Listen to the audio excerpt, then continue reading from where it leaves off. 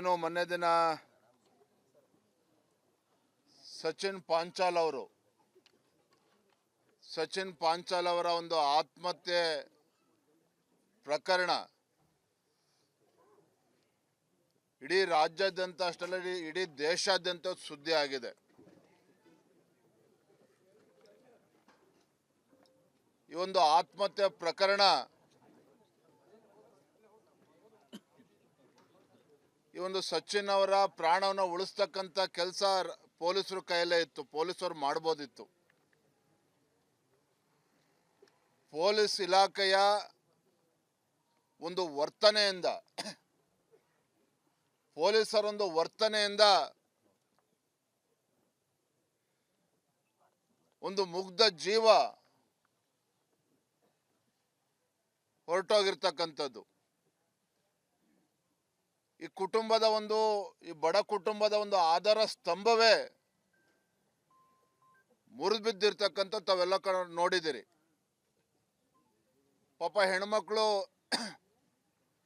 ಇನ್ನು ಸಹೋದರಿಯರು ಏನು ಮಾತನಾಡಿದ್ರು ಅಂತೇಳಿ ತಾವೇ ಅದನ್ನ ಕೇಳಿಸ್ಕೊಂಡಿದ್ದೀರಿ, ನೋಡಿದಿರಿ.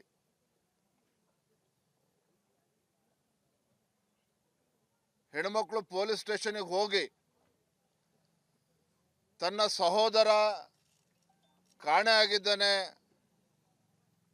ತತ್ಕ್ಷಣ ಅವನ ಮೊಬೈಲ್ನ ಟ್ರ್ಯಾಕ್ ಮಾಡಿ ನನ್ನ ತಮ್ಮನ ಒಂದು ಪ್ರಾಣ ಉಳಿಸಿ ಅಂತೇಳಿ ಗೋಗರ್ದ್ರು ಸಹ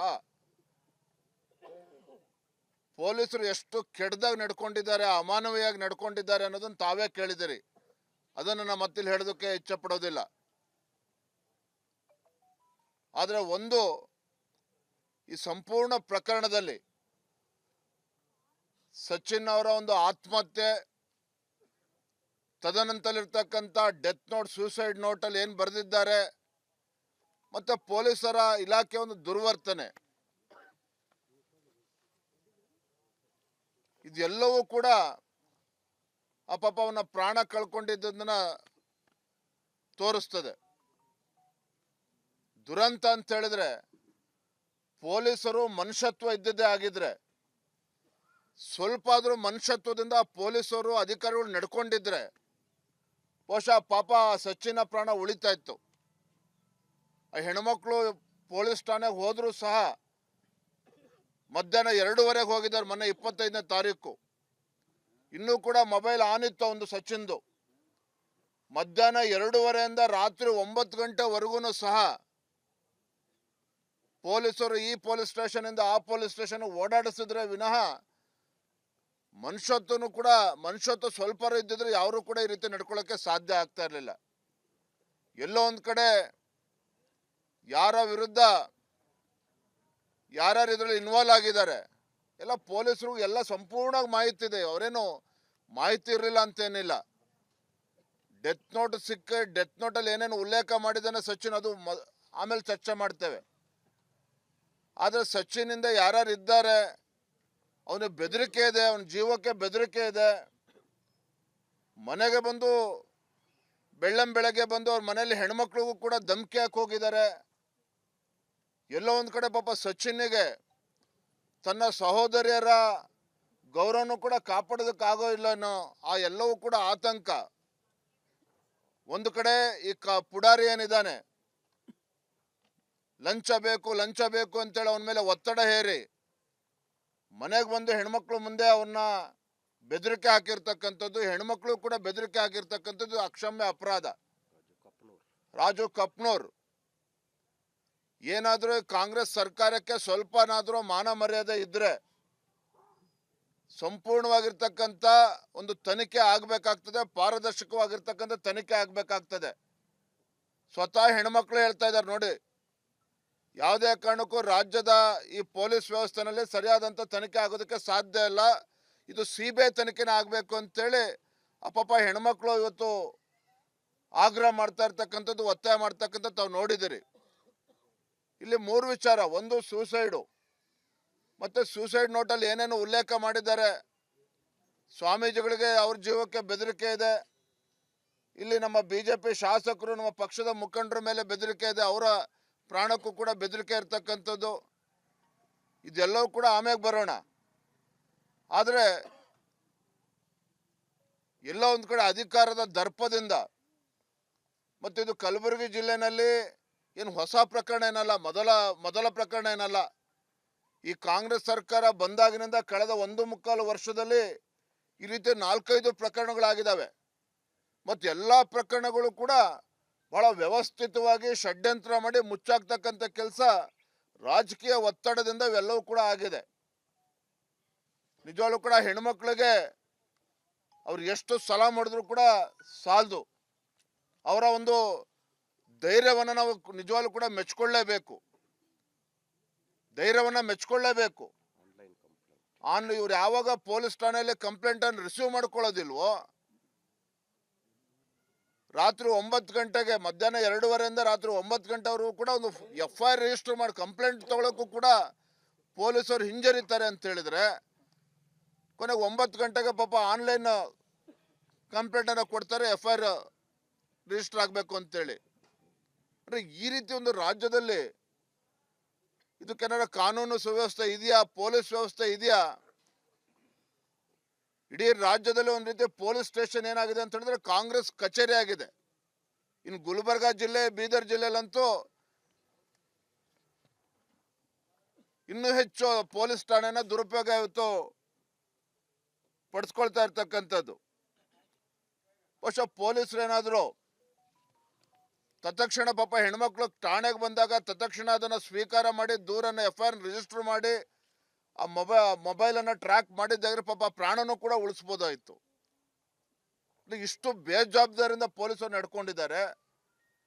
ಬೇಜವಾಬ್ದಾರಿಯಿಂದ ಪೊಲೀಸರ ನಡವಳಿಕೆಯೂ ಕೂಡ ಅದಕ್ಕೆ ಕಾರಣ ಇದೆ. ಅದು ರಾಜಕೀಯ ಕಾರಣ.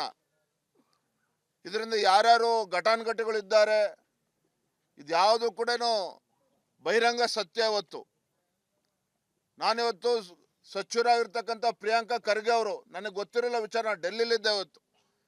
ಡೆಲ್ಲಿನಲ್ಲಿ ಇವತ್ತು ಬೆಳಗ್ಗೆ ಸಭೆ ಇತ್ತು, ಆದರೂ ಕೂಡ ತತ್ಕ್ಷಣ ಸಭೆನೂ ಕೂಡ ಬಿಟ್ಟು ನಾವು ಇಲ್ಲಿಗೆ ಬಂದಿದೆ ಇವತ್ತು ಗ್ರಾಮಕ್ಕೆ. ನಮ್ಮ ಚಲವಾದಿ ನಾರಾಯಣ ಸ್ವಾಮಿ ಅವರು ಹೇಳ್ತಾ ಇದ್ರು, ಪ್ರಿಯಾಂಕಾ ಖರ್ಗೆ ಅವರು ನಮ್ಮೇಲೂ ಕೂಡ ಕಂಪ್ಲೇಂಟನ್ನು ರಿಜಿಸ್ಟರ್ ಮಾಡ್ತಾರಂತೆ.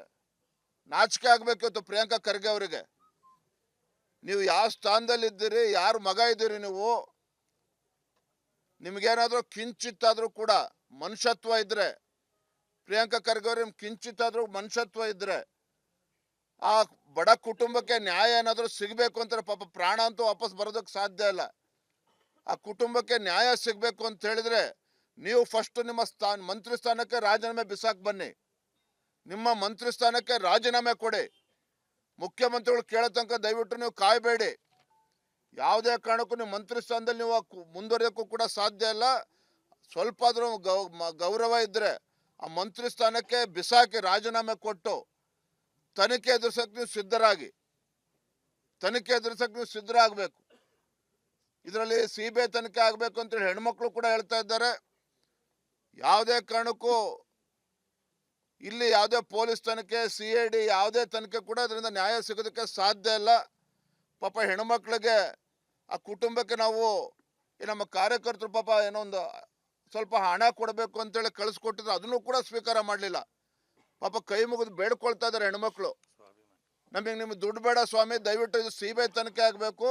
ನನ್ನ ತಮ್ಮ ಸಹೋದರೇನೋ ಆತ್ಮಹತ್ಯೆ ಮಾಡ್ಕೊಂಡಿದ್ದೀನಿ, ಆತ್ಮಹತ್ಯೆ ಅಲ್ಲ, ಕೊಲೆ ಇದು, ಸರ್ಕಾರದ ಮಾಡಿಸಿರ್ತಕ್ಕಂಥ ಕೊಲೆ ಇದು. ಹಾಗಾಗಿ ನನ್ನ ತಮ್ಮನ ಸಾವಿಗೆ ನ್ಯಾಯ ಸಿಗಬೇಕು, ನಮ್ಗೆ ಯಾವುದೇ ರೀತಿ ಅನುಕಂಪ ಬೇಡ ಅಂತೇಳಿ ಪಾಪ ಹೆಣ್ಮಕ್ಳು ಗೋಗರಿತಾ ಇದ್ದಾರೆ. ತಾವೇ ನೋಡಿದ್ರಿ ಕಣ್ಣಾರೆ, ಯಾವ ರೀತಿ ಸ್ವಾಭಿಮಾನದಿಂದ ನಡ್ಕೊಳ್ತಾ ಇದ್ದಾರೆ ಅಂತ ಹೇಳಿದ್ರೆ. ಹಾಗಾಗಿ ನಾನು ಈ ರಾಜ್ಯದ ಮುಖ್ಯಮಂತ್ರಿಗಳಲ್ಲಿ, ಗೃಹ ಸಚಿವರಲ್ಲಿ, ಹಾಗೆ ಪ್ರಿಯಾಂಕಾ ಖರ್ಗೆನಲ್ಲಿ ಮಾನ್ಯ ಮುಖ್ಯಮಂತ್ರಿಗಳು ಕೂಡ ಆಗ್ರಹ ಮಾಡ್ತಾ ಇದ್ದೇನೆ, ಹುಚ್ಚುತನ ಮಾಡಕ್ ಹೋಗ್ಬೇಡಿ. ಪ್ರಕರಣದಲ್ಲಿ ಹುಚ್ಚುತನ ಮಾಡಕ್ ಹೋಗ್ಬೇಡಿ. ತತ್ಕ್ಷಣ ಪ್ರಿಯಾಂಕಾ ಖರ್ಗೆ ಅವ್ರು ರಾಜೀನಾಮೆ ತೆಗೆದುಕೊಳ್ಳಿ, ಇಲ್ಲ ಕಿತ್ತು ಬಿಸಾಡಿ, ಅವ್ರನ್ನ ಮಂತ್ರಿಮಂಡಲದಿಂದ ಕೈ ಬಿಡಿ. ತತ್ಕ್ಷಣ ಈ ಪ್ರಕರಣವನ್ನ CBI ತನಿಖೆಗೆ ಕೊಡಬೇಕು. ಕಾರಣ ಏನು? ಸುಪಾರಿ ಕಿಲ್ಲರ್ನ ಇದರಲ್ಲಿ ಬಳಸ್ಕೊಂಡಿದ್ದಾರೆ, ಬೆದರಿಕೆ ಆಗ್ತಕ್ಕಂಥ ಕೆಲಸ ಮಾಡಿದ್ದಾರೆ. ಸೊಲ್ಲಾಪುರ ಪಕ್ಕದ ಮಹಾರಾಷ್ಟ್ರದ ಸೊಲ್ಲಾಪುರದಲ್ಲಿ ಕೆಲವ್ರನ್ನ ಹೈರ್ ಮಾಡಿ, ಕೊಲೆಗಡಕರನ್ನ ಅಲ್ಲಿ ಹೈರ್ ಮಾಡಿ ಅವರಿಂದನೂ ಕೂಡ ಒತ್ತಡ ಹಾಕಿದ್ದಾರೆ ಇವ್ರ ಮೇಲೆ. ಹಾಗಾಗಿ ಸಂಪೂರ್ಣವಾಗಿ ನಿಷ್ಪಕ್ಷಪಾತವಾಗಿರ್ತಕ್ಕಂಥ ತನಿಖೆ ಆಗಬೇಕು, ಆ ಬಡ ಕುಟುಂಬಕ್ಕೆ ನ್ಯಾಯ ಸಿಗಬೇಕು ಅಂತ ಹೇಳಿದ್ರೆ ಇದಕ್ಕೆ ಸಿಬಿಐ ತನಿಖೆನೇ ಆಗ್ಬೇಕು. ಇನ್ನು ಯಾವುದೇ ತನಿಖೆ ಸಾಧ್ಯ ಇಲ್ಲ, ಯಾವುದೇ ತನಿಖೆ ಸಾಧ್ಯ ಇಲ್ಲ. ಎರಡನೇದು, ಆ ಕುಟುಂಬ ಪಾಪ ಧೈರ್ಯವನ್ನು ಕಳ್ಕೊಳ್ತಾ ಇದ್ದಾರೆ, ಧೈರ್ಯವನ್ನು ಕಳ್ಕೊಳ್ತಾರೆ. ನನಗೆ ಗೊತ್ತಿದೆ, ರಾತ್ರಿ ನೀವು ಇಲ್ಲಿ ದಯವಿಟ್ಟು ಮಾಧ್ಯಮದವ್ರನ್ನ ವಿನಂತಿ ಮಾಡ್ತೇನೆ, 24 ಗಂಟೆ ತಾವಿರಿ ದಯವಿಟ್ಟು. ನಮ್ಮ ಕಾರ್ಯಕರ್ತರಿಗೂ ಹೇಳ್ತಾನೆ, ಇಲ್ಲ ರಾತ್ರಿ 2 ಗಂಟೆ ಬಂದು ಕದ ತಡ್ತಾರೆ ಪ್ರಿಯಾಂಕಾ ಖರ್ಗೆ ಅವರು. ನನಗೆ ಗೊತ್ತಿದೆ, ಗುಲ್ಬರ್ಗನಲ್ಲಿ ಬೇರೆ ಬೇರೆ ಪ್ರಕರಣಗಳು ನಡೆದಾಗ ರಾತ್ರಿ 2 ಗಂಟೆಗೆ 3 ಗಂಟೆಗೆ ಹೋಗಿ ಬಾಗಿಲು ತಟ್ಟಿ ಎಪ್ಸಿ ಅವ್ರಿಗೆ ಬೇರೆ ರೀತಿ ಆಮಿಷನ ಒಡ್ಡಿ ಇಲ್ಲಾಂದ್ರೆ ಬೆದರಿಸಾದ್ರೂ ಕೂಡ ಅವ್ರಿಗೆ ಯಾವುದೇ ಕೇಸನ್ನು ರಿಜಿಸ್ಟರ್ ಮಾಡೋ ರೀತಿಯಲ್ಲಿ ಒತ್ತಡ ಹಾಕಿರ್ತಕ್ಕಂಥ ಅನೇಕ ಪ್ರಕರಣಗಳಿದ್ದಾವೆ, ಯಾವ ಕೂಡ ಹೊರಗೆ ಬಂದಿಲ್ಲ. ಹಾಗಾಗಿ ಪ್ರಿಯಾಂಕಾ ಖರ್ಗೆ ಅವರೇ, ನಿಮ್ಮ ಗೊಡ್ಡು ಬೆದರಿಕೆ ನಾವು ಯಾರು ಕೂಡ ಹೆದರ್ಕೊಳ್ತಕ್ಕಂಥ ಪ್ರಶ್ನೆನೇ ಇಲ್ಲ. ಆ ಕುಟುಂಬದ ಪರವಾಗಿ, ಬಡ ಕುಟುಂಬದ ಪರವಾಗಿ, ಆ ಹೆಣ್ಮಕ್ಳ ಪರವಾಗಿ, ಆ ಸಚಿನ್ಗೆ ನ್ಯಾಯ ಕೊಡಿಸ್ತಕ್ಕಂಥ ನಿಟ್ಟಿನಲ್ಲಿ ಭಾರತೀಯ ಜನತಾ ಪಾರ್ಟಿ ಆ ಕುಟುಂಬದ ಪರವಾಗಿದೆ. ನಾವು ರಾಜಕಾರಣ ಮಾಡೋದಿಲ್ಲ, ರಾಜಕಾರಣ ಮಾಡಕ್ಕೆ ಹೋಗೋದಿಲ್ಲ. ಹಾಗಾಗಿ ಸ್ವಲ್ಪನಾದ್ರೂ ನಿಮಗೆ ಆತ್ಮಸಾಕ್ಷಿ ಅನ್ನೋದೇನಾರ ಇದ್ರೆ ಇದನ್ನ ಸಿಬಿಐ ತನಿಖೆ ಕೊಡಬೇಕು ಅಂತೇಳಿ ಪ್ರಿಯಾಂಕಾ ಖರ್ಗೆ ಅವರು ಹೇಳಿ ತಮ್ಮ ಮಂತ್ರಿ ಸ್ಥಾನಕ್ಕೆ ರಾಜೀನಾಮೆ ಕೊಡ್ಲಿ ಫಸ್ಟು. ಅದನ್ನ ಬಿಟ್ಟು ರಾತ್ರಿ ಏನಾರು ಇಲ್ಲಿ ಯಾರನ್ನ ಕಳಿಸಿ, ನಿಮ್ಮ ಪುಡಾರಿ ಕಳಿಸಿ ಹೆಣ್ಮಕ್ಳಿಗೆ ಬೆದರಿಕೆ ಹಾಕಂಥದ್ದಾಗ್ಲಿ, ಅವ್ರಿಗೇನಾರೋ ಒತ್ತಡ ಹೇರ್ತಕ್ಕಂಥದ್ದಾಗ್ಲಿ ಈಗಾಗಲೇ ಪ್ರಾರಂಭ ಆಗಿದೆ. ಇದು ಯಾವುದಕ್ಕೂ ಕೂಡ ಅವಕಾಶ ಕೊಡಬೇಡಿ, ಗೌರವದಿಂದ ಇದನ್ನು ಸಿಬಿಐ ತನಿಖೆ ಕೊಡಿ. ಇದನ್ನ ಈ ರೀತಿ ಅನೇಕ ಪ್ರಕರಣಗಳು ರಾಜ್ಯದಲ್ಲಿ ಪದೇ ಪದೇ ಆಗ್ತಾ ಇದೆ, ಪದೇ ಪದೇ ಈ ರೀತಿ ಪ್ರಕರಣಗಳು ನಡೀತಾ ಇದೆ. ನಾವು ಕೂಡ ಇವತ್ತು ರಾತ್ರಿ ಎಲ್ಲ ನಮ್ಮ ಪಕ್ಷದ ಹಿರಿಯರಿಗೆಲ್ಲ ಕೂತು ಸಮಾಲೋಚನೆ ಮಾಡ್ತೇವೆ. ನಾವು ಯಾವ ರೀತಿ ಮುಂದೆ ಇದನ್ನು ಹೋರಾಟ ತೆಗೆದುಕೊಳ್ಬೇಕು ಅನ್ನೋದ್ರ ಬಗ್ಗೆನೂ ಕೂಡ ನಾಳೆ ದಿನ, ಇವತ್ತು ರಾತ್ರಿ ಅಥವಾ ನಾಳೆ ನಿರ್ಧಾರ ಮಾಡ್ತೇವೆ. ಆದರೆ ಒಂದು, ಮಾನ್ಯ ಮುಖ್ಯಮಂತ್ರಿಗಳಿಗೆ ನಾನು ಆಗ್ರಹವನ್ನು ಮಾಡ್ತಾ ಇದ್ದೇನೆ, ಎಚ್ಚರಿಕೆಯನ್ನು ಕೊಡ್ತಾ ಇದ್ದೇನೆ, ಈ ಪ್ರಕರಣ ಹಗುರವಾಗಿ ತೆಗೆದುಕೊಳ್ಬೇಡಿ, ಈ ಪ್ರಕರಣ ನೀವು ಹಗುರವಾಗಿ ತೆಗೆದುಕೊಳ್ಬೇಡಿ. ಆ ಬಡ ಕುಟುಂಬಕ್ಕೆ ನ್ಯಾಯ ಕೊಡ್ತಕ್ಕಂಥ ನಿಟ್ಟಿನಲ್ಲಿ ಪ್ರಾಮಾಣಿಕವಾಗಿ ನೀವು ನಡೆದುಕೊಳ್ಳಿ. ಇಲ್ಲ ಅಂದ್ರೆ ನಿಮ್ಮನ್ನು ಯಾವ ರೀತಿ ತುದಿಗಾಲಲ್ಲಿ ನಿಲ್ಲಿಸಬೇಕು, ಯಾವ ರೀತಿ ಕುಟುಂಬಕ್ಕೆ ನ್ಯಾಯ ಕೊಡಬೇಕು, ನಾವು ಕೂಡ ಹೋರಾಟವನ್ನು ಮಾಡ್ತೇವೆ. ಹಾಗಾಗಿ ನಾನು ಹೇಳ್ತೇನೆ, ಮನುಷ್ಯತ್ವ ಇರ್ತಕ್ಕಂಥ ಯಾವುದೇ ಸರ್ಕಾರ ಇದ್ರೂ ಸಹ ಒಂದು ಕ್ಷಣನೂ ಕೂಡ ತಡ ಮಾಡ್ದೇನೆ, ಈ ಪೊಲೀಸ್ ವ್ಯವಸ್ಥೆನ ದುರ್ಬಳಕೆ ಮಾಡ್ಕೊಳ್ದೇನೆ ಸರಿಯಾದ ರೀತಿಯಲ್ಲಿ ತನಿಖೆ ಆಗಬೇಕು ಅಂತ ಹೇಳಿದ್ರೆ ಅದನ್ನು ಸಿಬಿಐ ತನಿಖೆ ಕೊಡಲೇಬೇಕಾಗ್ತದೆ. ಆ ನಿಟ್ಟಿನಲ್ಲಿ ಮುಖ್ಯಮಂತ್ರಿಗಳು, ರಾಜ್ಯ ಸರ್ಕಾರ ತತ್ಕ್ಷಣ ಕ್ರಮವನ್ನು ಕೈಗೊಳ್ಳಬೇಕು ಅಂತೇಳಿ ನಾನು ಈ ಸಂದರ್ಭದಲ್ಲಿ ಒತ್ತಾಯವನ್ನು ಮಾಡ್ತಾ ಇದ್ದೇನೆ, ಆಗ್ರಹವನ್ನು ಮಾಡ್ತಾ ಇದ್ದೇನೆ.